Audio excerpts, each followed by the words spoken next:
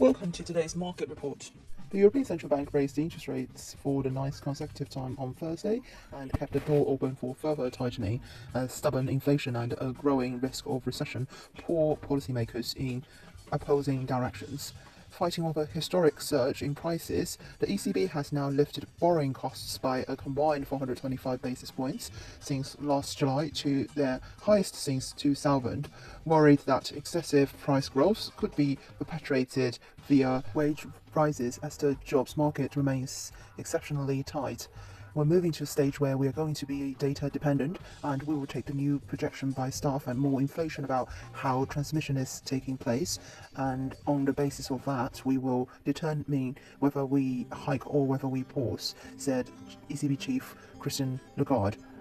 The euro fell and was down 0.5% on the day at 110.26 versus 111.26 just before the statement. Eurozone government bond yields fell. German's 10-year bond yield was down 5 basis points at 2.41%, having stood at 2.43% just before the ECB rate decision.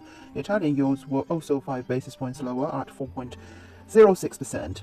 The broad European Stoxx 600 index rose and was last up 1.5%.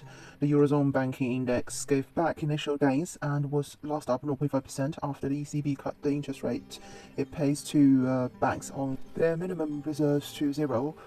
In a very slight but important tweak to the wording of the statement, the ECB has opened the door to a pause in September, but it will depend on the data, and Friday's inflation data might tell us more about the potential for a September hike than the ECB press conference. Sterling dollar followed euro dollar lower on strong US data and the ECB's dovish hike.